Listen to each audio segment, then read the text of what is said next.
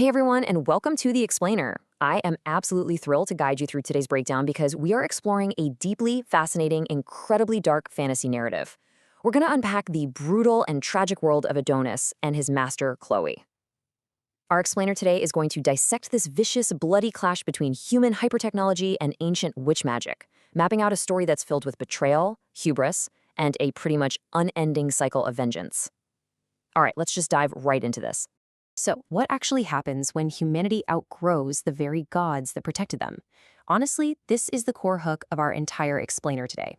In the universe we are examining, the Rhedea Empire decided that they no longer wanted to bow down to the magical beings who safeguarded them. Instead, they chose to completely eradicate their protectors, using some seriously advanced, ruthless technology. Let's take a step back and look at exactly how things escalated to that point. The escalation of human pride in this world is just staggering. At the dawn of time, witches were literally created by God to guide and protect humanity. But as you might expect, humans grew really tired of feeling inferior. And that brings us to what's known as the shift, the gear expansion. This was a massive technological boom. Suddenly, humans realized they didn't need magic to cross the skies or protect their cities anymore. This shift led directly to the Purge, which was a systematic, horrific extermination of the witches. And that brings us to the present day, marking 10 years of unchallenged, cold human dominance. But you've got to wonder, how exactly did human weapons manage to beat God-given magic? Well, there is a fundamental, frankly terrifying mismatch between these two forces. On one side, we've got the Radiant Empire's science.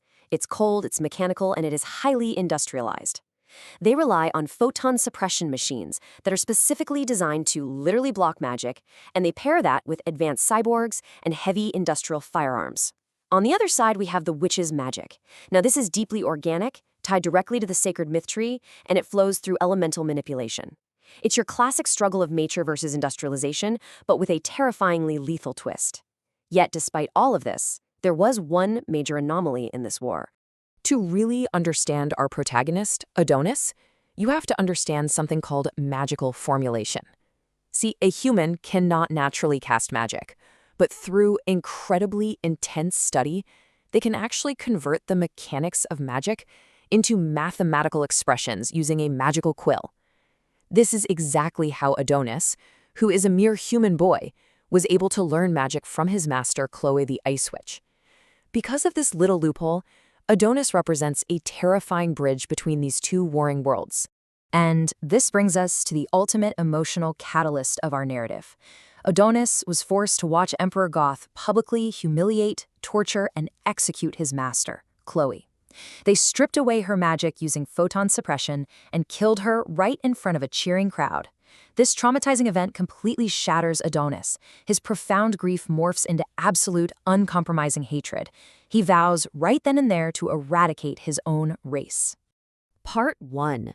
10 Years of Hatred, The Awakening. For an entire decade, Adonis wasn't just sitting in a maximum security cell rotting away. He was actually placed inside a mental simulation. Without any physical limitations holding him back, his mind was totally free to study, calculate, and perfect the absolute most efficient ways to destroy the Rhedea Empire. Over 10 years, his mind essentially became a hyper-focused weapon of mass destruction. The literal second he's free, all that preparation is unleashed.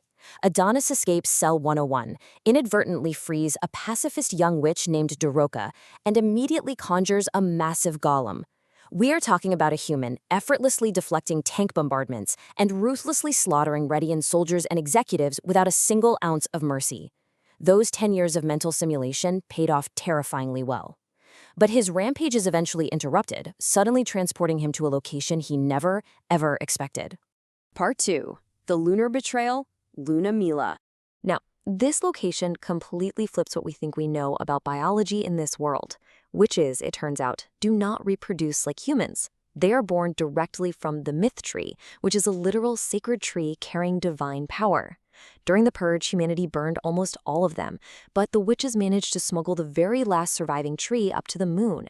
And this hidden sanctuary ends up holding the key to a massive ethical conflict.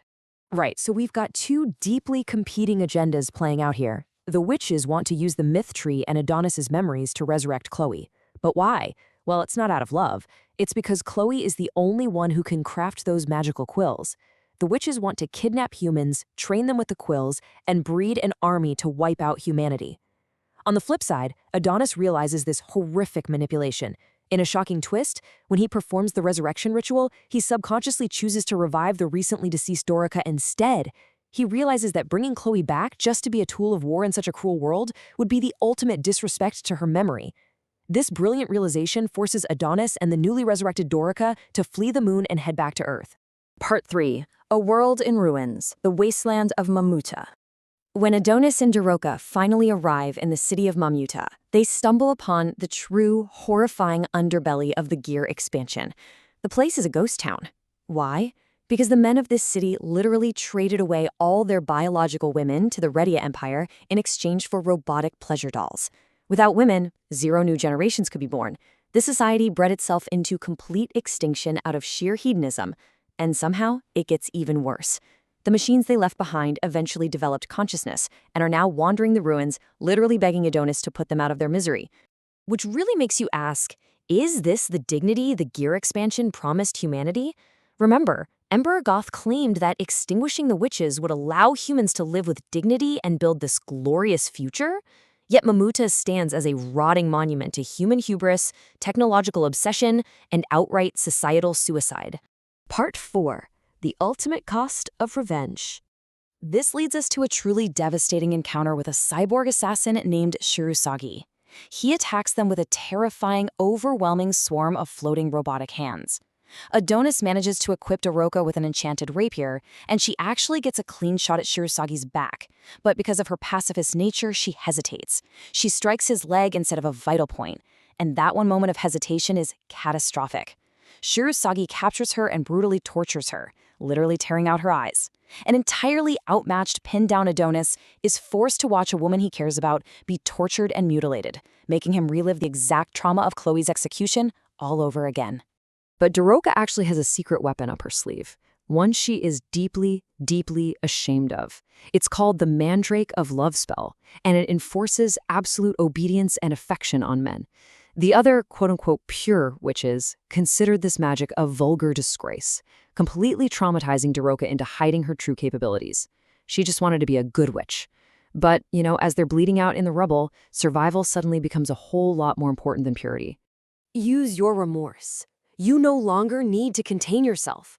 Adonis, seeing her hesitation and her shame in that moment, validates her. He tells her to unleash the very thing she was taught to hate about herself. He gives her permission to weaponize her shame to save their lives. So, pushed to the absolute brink, Doroka finally casts her love spell on Adonis. This suggestion exponentially amplifies both his magical and physical capabilities. He breaks free, absolutely dismantles the cyborg Shirasagi, and then goes on to conjure his master Chloe's ultimate absolute zero ice magic. In a single instant, Shirasagi and the entire desert city are frozen solid. And then, in this really beautiful, haunting moment amidst the falling snow, Adonis briefly sees Chloe's spirit, reminding him of a promise he made to only use that spell to protect people. As we wrap up this explainer, we see Adonis and a now permanently blinded Dorica setting off into the frozen wasteland. They survived, sure, but they are deeply, permanently scarred, both physically and emotionally. They're bound together now, not by some glorious triumph, but by a shared, grueling cycle of pain and survival. Which leaves us with this final thought. If revenge completely destroys the Avenger's heart, what is actually left when the world is finally reduced to ash and ice? Adonis is still on his path to destroy humanity, and the Redia Empire is definitely still hunting him. The cycle of hatred remains completely unbroken. Thank you so much for joining me for this explainer. Keep questioning the narratives around you, and I'll see you next time.